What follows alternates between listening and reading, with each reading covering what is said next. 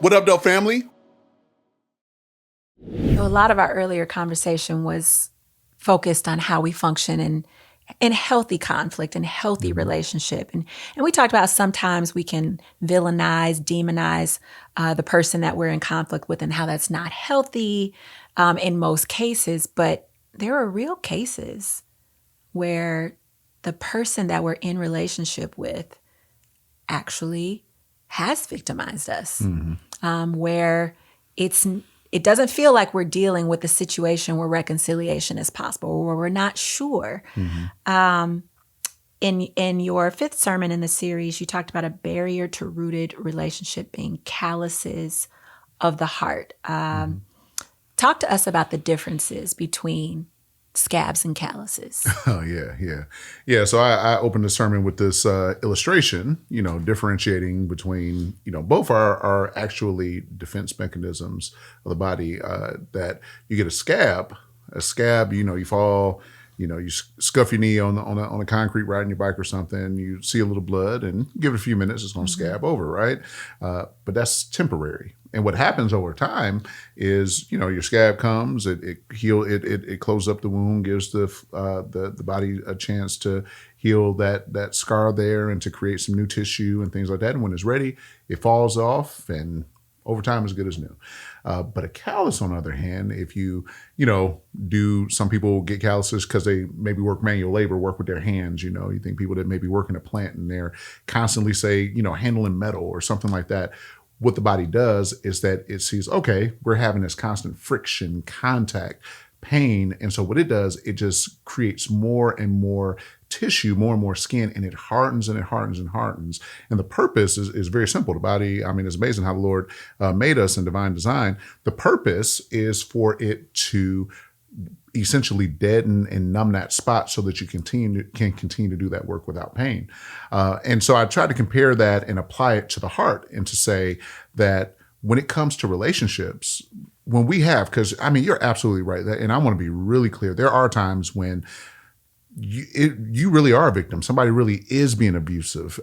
Somebody really is causing harm and trauma and things of that nature. In the Bible, I think sometimes people have misinterpreted, misapplied the Bible to the point that some people have church hurt, and some people just don't want to hear nothing about Christian notions of forgiveness and things like that because it's just been misused. But when you have those experiences and pain, there's often and always needed like a time where maybe you do need to withdraw, where you do need to retreat, where you do need healing, where you do need to pull back from relationships. You think about, maybe you're going through a relationship and you have a heartbreak. Like probably almost certainly one of the worst things you can do is just have a rebound relationship and bounce into, another relationship. You don't want to do that. You want to take some time to heal before you reengage. But sometimes what happens is that the trauma is so deep, the wounds are so painful, it's just so bad that what begins to happen is that rather than form a scab that just kind of covers and is temporary, we get a callus. And what happens is that now we've been hurt so much that now it's almost like a barrier to real connection. And so we can't love, we can't enter in that relationship. Or, I've talked to a lot of people that they've been hurt so much that maybe they finally get a spouse or a significant other or a very good friend who is present for them and is there with them and is loving them and is kind to them.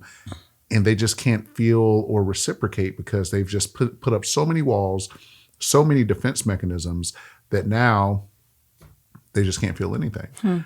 And I believe when we get in that place, I think that's a dangerous place, because what happens is that we're in a place where we are, yes, sure, we can keep people at a distance and we're really good at it. And some of us are very good at distancing ourselves from people because we don't want to be hurt, but we also can't receive the love, the care, the transparency, the vulnerability, and all those things that we actually need to know, to be known, and to really be healthy people that God has made us to be. When you were talking about calluses and scabs, I'm super visual, and I just started thinking about, when you get a scab, it's usually because you've come into contact with something abruptly from the outside, right? Like, like you run into something or you fall, and it's like, there's like immediate pain and you recognize it as pain. But I started thinking about calluses, and calluses are often come from everyday interaction, like repeated, consistent interaction, often with something that's very familiar.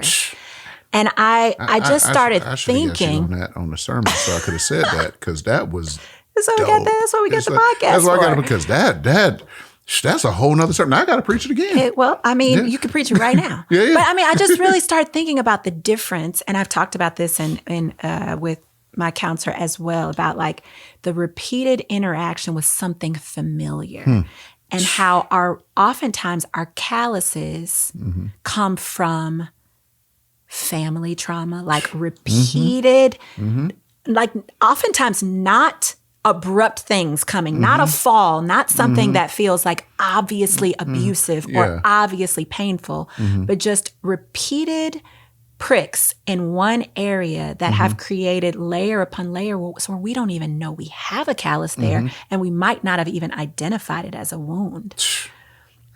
And so it just made me think about like how our most numbed places are often from pain that we don't even recognize as pain. You know, we don't even recognize it as harm, and they're from some of the closest people to us. Oh, absolutely. Absolutely. Or, yes, everything you said. Like, I mean, when you think about it, just trauma and stuff in general, I've yet in my, in my work in terms of, pastoral counsel and spiritual direction, I've yet to come in and have a person like, that person that says something crazy to me at the checkout line at the supermarket, it just wounded me so deeply, and now I need to go and talk to a therapist. It's not what we're in therapy talking about. Nobody is, talking about that. No, we're talking about what my mama did, what my dad did, what my grandma did, the abuse and stuff.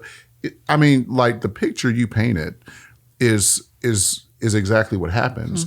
And what often happens is that a lot of times, and I've had this where you actually sometimes have to help people to see that they are being abused. Yeah. That, hey, this actually isn't normal. Yeah. Like what you're experiencing, it was this meme I saw on Instagram. Is interesting place to get your theology, but it was fascinating. It said, I'm not sure if the kids today are soft or if I was abused as a child. For real. Is what it said. Right. It's like, yes, you need to pray about that. I don't know your story, but it's a good question. Poor Generation X. Right. Yeah, exactly. Poor Gen X. But yeah, like sometimes because it becomes so familiar, the trauma becomes so normalized. It's just it's just what happens every day. And then often what happens is that something goes so over the top, or somebody steps in from the outside, or just finally, sometimes even almost supernaturally, a person can wake up and see like, hey, this is not okay, and that this cycle needs to break. But absolutely, that's the scary part about trauma, about abuse. When you read even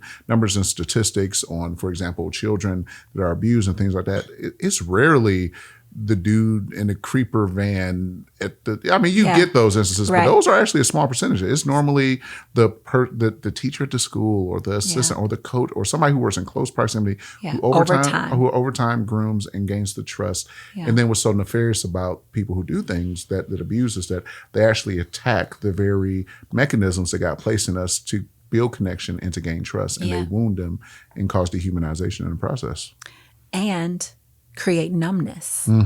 So there is a lack of recognition. So a person that has experienced that kind of pain, that kind of relational pain and trauma, may be numb to things that they really should actually feel deeply, both positive and negative. Absolutely. And so that picture of calluses was just a really, really powerful one. I want to say something to that real quick, what you said about stuff you should feel. Because I do think, man, I've seen it and experienced it where it's like, oh man, that person is so tough. And, they are, just because they were abused and have been hurt so much that now the stuff that make those people who are not abused, who don't have those calluses, make them wince, they can just take it. Yeah. And that's not a sign of health. That's not a sign of health. Yeah. And we look at those people. This is why it's amazing how often, not always, but man, often incredibly gifted people, they have attached to them, and they build this resilience and this grit, which are some of the key indicators of success. They build it because of the calluses and the trauma. And it's like, well, and we can probably think of notable people who have experienced. Most notable people. Who were abused or this or neglected or something or whatever. And they instead of, it's a proverb from somewhere, the same, I think it was what it says, the same water that, that boils the egg and hardens it melts the chocolate or something. Yeah. Like this person happened to harden from the pressure and the heat. But, so yeah, they can go out. And so, yeah, when you betray them or just, they're just numb, they're just callous. And so it can't compare to what they've experienced. Yeah. And to your point, that's a sign of it's not a sign of health. It's strength, but it's a kind of a warped strength, if that makes sense. Strength. Yeah. You encourage a person in that situation to actually walk through the valley of their wounds and confront the darkness, because, I mean, understandably, that's the kind of pain that a person would want to bury and like not feel. But what is the danger in not feeling? What is the danger in bearing, in suppressing, in compartmentalizing that pain? Yeah, that's a great question. And there's so many. It's almost like, man, there's so many things. I mean, some of it even goes back to what I talked about, burying the bad self. It's not buried. It's just like, it's alive and well. It's whether you're going to acknowledge it and deal with it and look at it, because it's there. But one of the things is one of the reasons that those who have been abused and hurt can often pass on the trauma. This is why we see generational trauma. I talk to my kids this way because my parents talked to me that way. And so, again, it's been normalized. You become callous to it. So when you're berating your child, look at you, look how you, and you, because that's how you were raised, and you think that's what parenting looks like. Yeah. And now you don't know that you're just giving that child the same wounds that you have.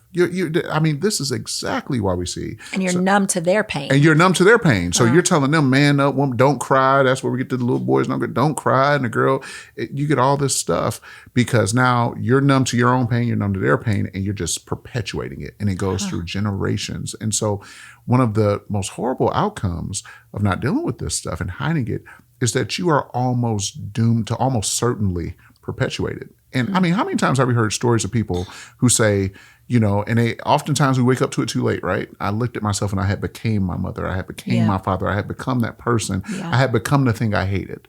And so, yeah, man. So that's just one.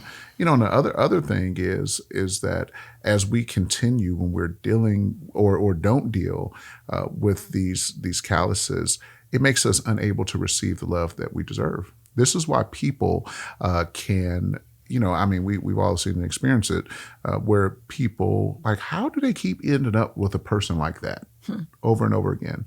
And why won't they date the good one? It's like the good one over here, and, they leave that one who's actually emotionally available, supportive, and loving, and all those things, and they give it the one that's just not. Well, they may not ever say it, but because they've never experienced it, they don't think they actually are deserving of that. They become so numb and so callous that almost that the numb, the callous, the pain, those things is almost a comfort now. Yeah. And so they seek it out, and they don't know how to respond, and they can't even feel or fully respond to or feel that they're worthy of the love, the care, the attention, and those things. And, again, you just end up locked in a cycle. Wow. Mm-hmm. And another outcome that you talked about when that happens is that if we're not actually looking at our life and looking at our story, looking at our brokenness in truth, just in the light of day, we're missing an opportunity to see God's redemptive purpose in that story. Absolutely. Can you talk a little bit more about that? Yeah. I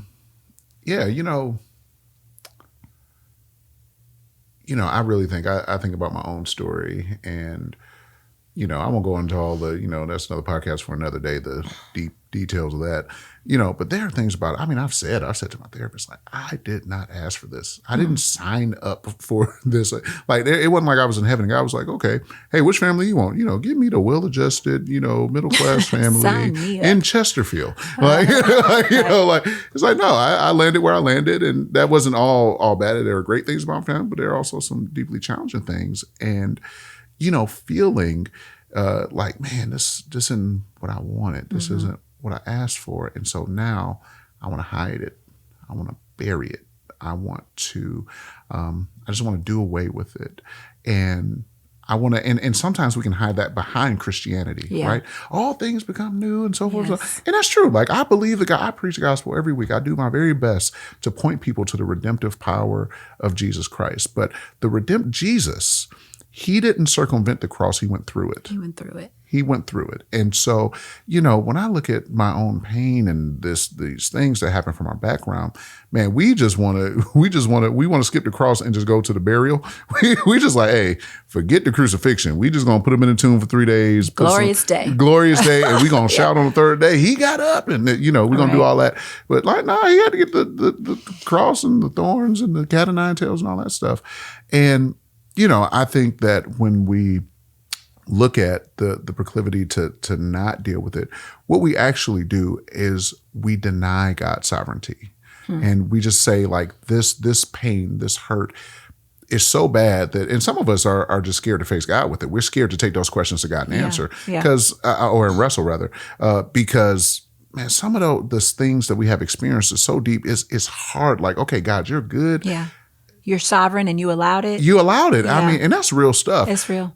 And I just don't think we can actually come to a true knowledge of God without wrestling with those questions. Yeah. That's why I believe the Bible gives us Psalms and Ecclesiastes and Proverbs and Job. Like the oldest book in the Bible is Job. And it's the question of suffering of a good man who didn't do nothing wrong. Yeah. And Job had it worse than most people. Lost his health, marriage, 10 kids, all the stuff, money, everything. He lost it all. But for no reason is basically what it feels like. Mm-hmm. And the book just kind of almost ends strangely, and yeah, I believe that, we have to go through it because the reality of living in a fallen and a broken world is the challenge to see a good God through it and see how he redeems all of those things. And if God is not big enough to be sovereign over the brokenness in the world and in our own life, he's not big enough to be God. Yeah. I don't want the God who is, he can't account for the evil. And so it feels more tidy to have a God who's just good and never allows those things, but it's more biblical and it's more true to our human experience to say, no, there's a God who is pulling together a story, and it's his story. Yeah. Now it's our story, we're a part of it, but it's ultimately his story. Yeah. And he has all of time and eternity to manifest the good and to bring about our healing and our wholeness. And the act of faith is to trust that reality. Yeah. And to think about the world in those terms, it's very countercultural. We sort of think about ourselves as individuals and our story, but the larger narrative is a collective story. Like you said, it's God's story, but it's also God working things out. God's never just doing one thing. Ever. So it's what he's doing in us, but he's also doing in the people around us through our story. And we can never know all of the ways that he is doing that. But you shared the story of Joseph. And one of the things you talked about, Joseph's very complicated life. Joseph knew God's resume.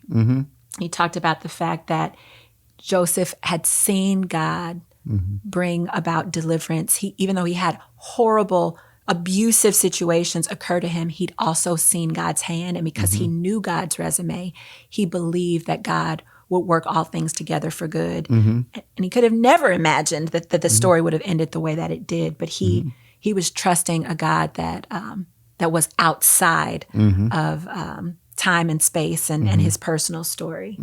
It's really powerful. That's a tough one. So when we are thinking about our relationship with people that we feel more comfortable identifying as a villain or as a victimizer, your last sermon was about forgiveness. Yeah. So, I mean, it's one thing to face your story. It's another thing. It's one thing to walk through it with truth, to look at it in the eye, to face it, to call it what it is. It's a whole different thing to talk about forgiveness. Yes. So, why? Yes, Jesus. Right. Jesus. Yeah, man. Forgiveness is tough. Like, it just ain't no two ways about it. I mean, I don't think, like, fine, I can forgive you because you cut me off in traffic. I can do that. But man, there are some things that we're all still living through that people have done unimaginable damage and evil and some things that won't be healed until the Lord recreates all things. And that has to be named. And so, man, anytime I'm talking about forgiveness, to me, it's just not a trite subject. No. It's not oh man, we're talking about forgiveness. This, forgive and forget. One of the things I tried to bring out with Joseph that we see, this beautiful picture in Genesis 50 of, you meant it for evil, but God meant it for good, and him not just forgiving his brothers for what they did and literally abusing him and trying to murder him and selling him into slavery and all these things. But you see this embrace and care for them. And man, you see that kind of stuff. And it's easy to say, well, good. He went from the pit to the prison to the palace and blah, blah, blah. But Joseph never forgot. When you read really carefully, he rehearses to them multiple times. You did this. Oh, you sold me, but God meant it here. So I think one of the things I think is important to know about when we're talking about forgiveness is that it does not mean forgive and forget. I mean, it's literally the opposite of what we just talked about walking through your story. Yeah. Part of, owning your story and just being honest about it is that you look at the abuse and the neglect and the pain and the trauma and the suffering, and you not only name that it happened, but you name the actors who really did it. And so forgiveness, I think it starts with this idea that, hey, it don't mean forgive and forget. Like that, no, we remember. This is why I think even, as African Americans thinking about the history in this country, this idea, just get over it. Nah, man. Nah, bro.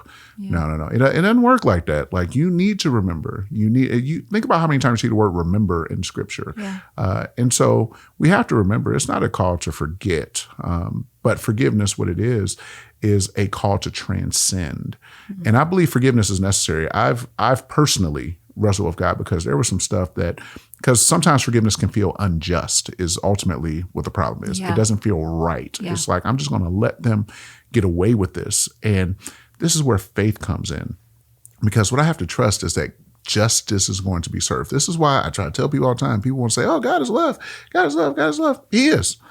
But God is justice. Yeah. And you want that because if God is, in fact, you can't even have love without justice, because love says, I'm not going to let that person who abused, neglect, who harmed you, I'm not going to let them get away with it. What forgiveness says, it just says what Joseph said to his brothers, am I in the place of God? Mm-hmm. So it's not that you don't get away with nothing. And even if you become a Christian, Jesus absorbed the penalty and all those things. Nobody gets away with anything. And if you don't, you're going to deal with the wrath of Almighty God, which is much worse than dealing with my fists. It's like God is worse than what I can do to you with my hands or, other means. And so, forgiveness says, it doesn't mean I forget. It doesn't mean I deny what happened to me. It just means that I uphold justice, and I have a God who is both love, but I have an eternal God who is justice, and I let him do his job. And in the process, I liberate myself. Because if not, you end up in prison, and it's a terrible thing. We don't want you or anyone else to be in prison. No. Because of a lack of forginness. Yeah. And it's all kind of prisons. I mean, the County Justice Center down in Clayton, but the prison of our heart and emotion. Heart. Yeah, absolutely. You shared in the sermon about what happened in Rwanda, and it also brought to mind post-apartheid, what happened in South Africa. And not that things were done perfectly in South Africa, but how they handled post-apartheid is often juxtaposed with how the United States handled post-slavery. And I was reading about, Desmond Tutu and Nelson Mandela. One of the things that they were a part of and really brought to the country was these, I forget what they were called exactly, but they were truth-telling. There was truth-telling period of times, yes.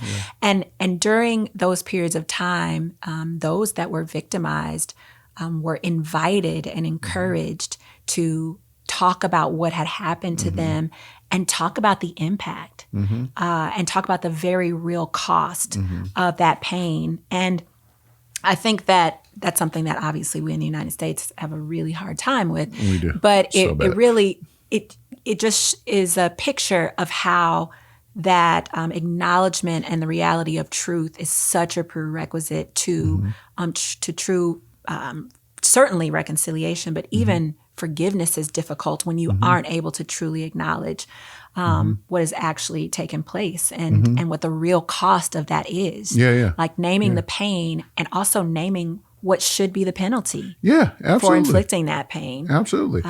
You can't have reconciliation without truth. It's not possible. We can't. Yeah. So the title really focuses on forgiveness. But in your sermon, you talked about the fact that forgiveness and reconciliation and even restoration are different things. Can you Yes. expound on that a little bit? Yeah, absolutely. So one of the reasons why I think some people, when they start hearing Christians talk about forgiveness, and they kind of cringe, because I think they actually conflate forgiveness, reconciliation, and restoration. And so I think when people hear, oh, you just got to forgive, I think they hear, I got to reconcile, bring this person back into my life, get back into relationship with them again, and give them more opportunities to continually hurt me and wound me and all these things. And that is not what the Bible teaches. Mm-hmm. So the difference between forgiveness, reconciliation, and restoration is that, one, forgiveness is unilateral. You don't need an apology from anybody. You don't need to have any interactions with them to forgive, because oftentimes many of us who have experienced trauma and pain and things that have wounded us deeply, man, in some cases, some people, some of them are dead and gone. We'll never talk to them again. Some of them are just refusing to give us any type of, they won't take any ownership, any acknowledgement. They denied it even happened. Yeah. And so we're like, how am I supposed to forgive that? You actually don't need that person to come clean. You don't need anything. Forgiveness is a command from God that we do before the Lord for ourselves. So what forgiveness simply says is, hey, I recognize that this person did evil. Like back to the story of Joseph, you meant evil against me. But what forgiveness says is that I'm going to relinquish the right to punish you and to seek vengeance on you. I'm going to give that to God. And this is where forgiveness is deeply tied to faith and trust in God. Mm-hmm. It actually trusts that God is going to be the judge of all the world, and he's going to do what is right. If we believe that we have a God who, and again, I continue to say this because I believe it's very important. We need a God of love, but in order to have a God of love, we have to have a God of justice, because a God of love says it's not okay that people have done all these things to image bearers and have hurt them and wounded them. But because he is the only one who creates the image, he's the only one who can judge the image. And so we give it over to God and say, okay, you take vengeance. I'm going to release that person. The benefit of forgiving is that it releases you from the anger, the bitterness, from living out of it. Because often, I've talked to people that, they're wrestling with forgiveness towards a person and they don't even realize they've done it. They've organized their whole life around hating this person. Yeah. And the person requires so much effort. It is. You burn so many calories doing that. You don't want to burn calories that way. And so forgiveness, it does. And this is where it kind of stings a little bit. You do have to absorb the cost. You look at it and you say, hey, I got to absorb the cost because it happened. And here's the truth. You're going to absorb the cost anyway. Yeah, even if you've already absorbed it. It's just naming it, because even if you take vengeance, even if you see that person who did the thing to you or broke your heart or whatever, and you do all the things that you want, it still won't account for it. You can't take it off of yourself. You can't. You just don't have that power. Yeah. And so you just say, hey, okay, this happened. I'm absorbing the cost. I'm giving the right to avenge myself to the Lord. Reconciliation is very different. Reconciliation does take two people. Reconciliation takes another person saying, hey, is seeking repair. Hey, I confess what I did. I wronged you. I hurt you. Truth on both sides. Truth on both sides. Absolutely. Is complimentary truth that says we agree and we are willing to stand and say, and I'm willing to own, I'm willing to repent and say, hey, this is how I wounded the trust. This is how I broke it. And now we can agree on those things and begin to move towards the possibility and the process of rebuilding said trust. And so reconciliation, while forgiveness is unilateral, reconciliation takes two to tango. So back to that person that won't apologize, back to that person who won't own what they did against you. Reconciliation ain't possible if they're not willing to stand in truth. That. And this is why, it's a Bible verse that's really important to know. Is in the book of Romans, I believe it's Romans 12, or it's either 12 or 13. But it says, as much as depends on you, live at peace with all people. That means that it don't all depend on you. As much you done did your forgiving thing, you done did everything God called you to do, now you can relinquish that. But if a person can't own what they've done, if a person can't, acknowledge what they've done, or if the person has some pathologies, or you're back to the scabs versus the calluses, is not safe and you're not healed and that's not a healthy space, you don't have to re-enter there. And so what restoration then becomes is that once there's been forgiveness, when there have been reconciliation, we can agree on what happened and we can begin a process of rebuilding trust. Chart a new path. Yes, chart a new path. It's restoration. Says, okay, I'm willing to trust you again. And we're willing to begin things won't be the same, but we're willing to have a restored relationship that is a little bit is connected to the old one, but it charts a new path and goes a different direction. Yeah. So that's good. Yeah. Yeah. I have a picture in my mind of forgiveness can happen separate. Reconciliation happens when you are face to face, and restoration is when you can now walk again together. Oh, that's good. That was succinct. It's just We ain't visual. gonna write the book. You just need to write a book. No, I'll write the forward on your book. The forward, yes, sir. There's also it kind of goes also back to the earlier sermon when you were talking about knowing self. That when we know self, we actually see our own brokenness more clearly, and we see our brokenness next to God's goodness, and we see the ways in which He has forgiven us. Absolutely. Can you talk a little bit about that piece? How we stand before God in our sinfulness helps prepare our hearts for the forgiveness of others who have sinned against us. Yeah. I think it helps us to see that when we see ourselves in truth for who we are, we see that we're villains as well. I mean, that's the bottom line. None of us, we may not be villains in the same way, in the same area, to the same extent. It's not about, putting, okay, I'm this much villain, but you're this much. We all, the image of, a couple people standing on the edge of the Grand Canyon trying to jump across. You might jump further than me, but we all fall in the bottom. Yeah, nobody's going to make it. Yeah, me, LeBron, nobody. Like, we're not making it. And so, when we talk about, this picture of who I am in light of Christ, it helps us see that it helps to humanize the person who has perhaps perpetuated something that is painful. And again, you may not want to humanize them. Yeah. They're not human. But again, when we choose to say, I'm gonna do things God's way, I'm gonna view this through the lens of who God is, He says, okay, as ugly as human beings can be, still an image of God. And we also see over against that, hey, I have also not only offended God, but I've wounded others because no sin is benign. No sin is only towards God. Every sin that we commit also wounds our neighbor. Every time, every single time. There is not one sin that we can commit that does not wound another person. And so when we see that, yes, I'm not removing the reality that we've been truly victimized, but we've also been the perpetrator and we're dependent on God's grace. It allows us, again, not to let the person off the hook, not to forget, but it does allow us to say, okay, it's not my place to be judge, jury, and executioner, even though I may want to. And I think we have to just, be honest with where we are. But we say, okay, I'm going to let God handle it because I need to let God handle me, and I want mercy. And I want mercy. Yeah. You describe us, you say oftentimes we feel like either we're the judge or maybe we're on the jury. Yeah. But actually we're co-defendants. Yeah, we're co-defendants. Absolutely. It makes me think of when one of my boys was little. For whatever reason, probably just from watching too many Marvel movies, he was always categorizing people between bad guys and good guys. Oh, really? And I remember like driving somewhere, and he was looking at somebody. He was like, "He looks like a bad guy," "Mommy, is that a bad guy or a good guy?" And then one of my sounds like Rachel. Different story for a different day, but. In my, attempt at giving my son at the time some, good theology, I was like, my love, there are no good guys. Yeah. We're all bad guys. We're all bad guys.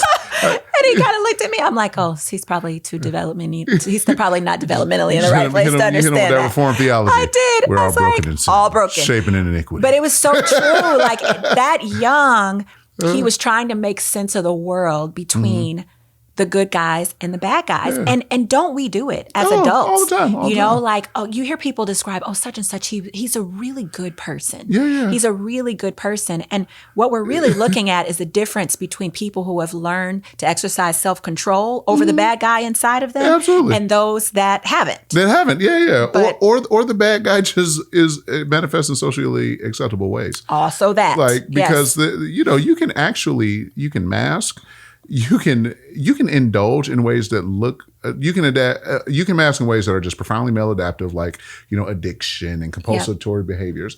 Or you can be a workaholic. Yep. And be so accomplished. And be rewarded actually, make by a the lot culture. of money. Oh, he is such a hard worker. They'll have plaques to your name.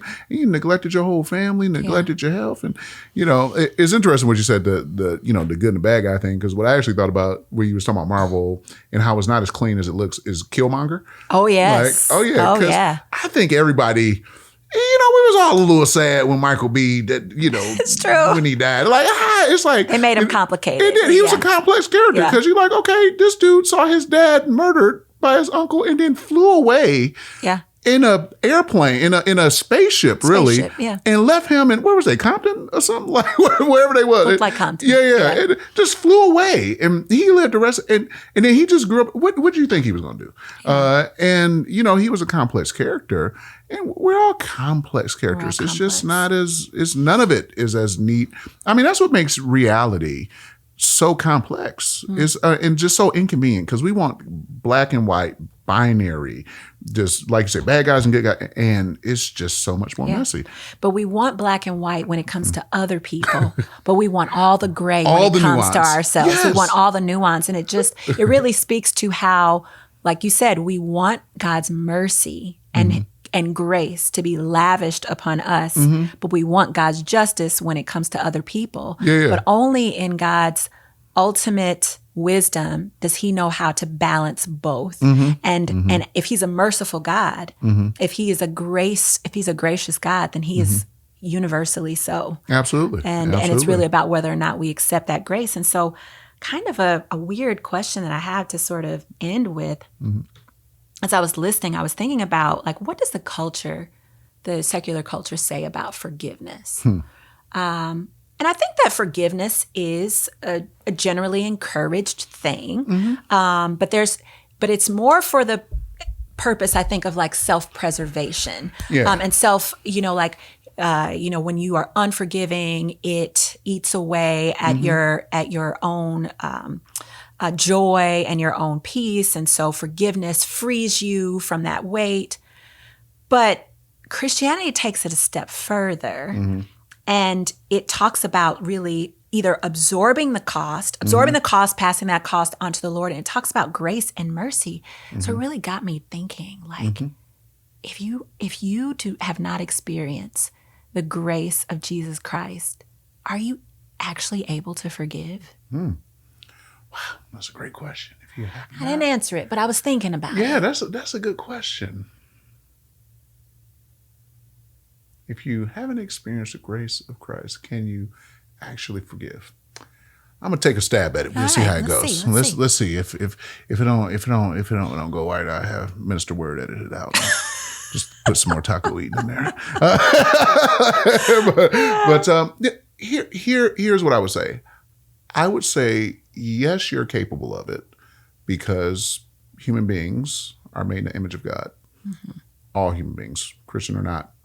But you may not know the full basis for why you're doing what you're doing. So let me draw another analog. Can non-Christians get married? Absolutely. Absolutely. Yeah. Absolutely. People of all faiths get married, or no faith get married. And they may be actually faithful and honor the covenant and do all the things they're supposed to do, be faithful husbands and wives, raise children, do everything they're supposed to do that the Bible would prescribe, and never fully understand the depth or the ground, or even the profundity of what they're doing. So can a person choose if we're forgiving, to release the obligation for revenge, to absorb the cost of it, and to say, I'm going to release you, and it may not be to God, maybe I'm going to release you to the universe or release you to karma or whatever. That's fine. I think it will work out fine. And I think they will reap the benefits of not being imprisoned by the offenses of another person and things like that. But I think that they will never know the profound depths that God went to extend that forgiveness. And that's where I think Christianity is just so remarkably different. This is where Christianity is just different. It's not just that God just kind of washes his hands of sin. No, this is a God, again, we have to, and I mean, I'm going through Luke at some point, so I'm going to finish Luke at some point. So I'm going to have to get into these concepts of eternal judgment, things like that. But you have to have a God of justice to have a God of love. He can't just look at sin and do this, because what has happened is that people have been hurt. People have been wounded. Lives have been destroyed. Image bearers of God. Think about it for a minute. We just throw this term around. Image of God, image of God, image of God. I mean, literally what that means is that every human being that you lay your eyes on is a picture of God. And every time you wound them, you're disrespecting your creator. And somebody got to pay for that one. Wow. Period. And so when you look at this, God doesn't just say, sin, don't worry about it. Oh yeah, you smacked him. Don't worry about it. No, somebody got to pay.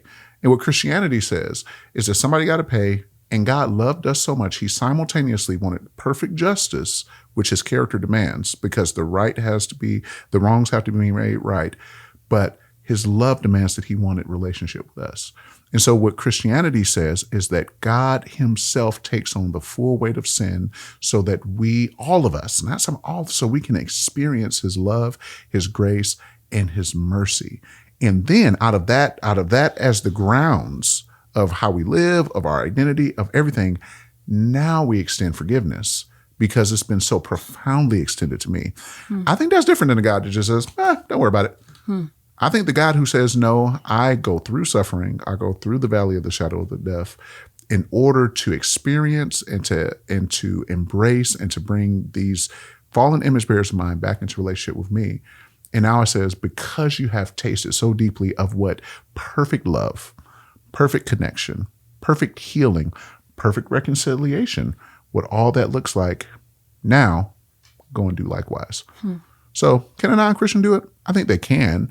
I think they just won't have the fullness of or the depth of and the grounding that comes from understanding how the Most High God, the God of Scripture, of the Bible, how he expresses his love towards us. Wow. So that's my answer. So at the end of the day, all of these sermons around rooted relationship are rooted in our rootedness in Christ and our understanding of his deep and wide and infinite love for us. And it is out of that love for us that we are able to root in relationship with one another. Absolutely. It's a really powerful series. Thank you. Well, thank you. Thanks. I'm glad we could talk about it. Thanks.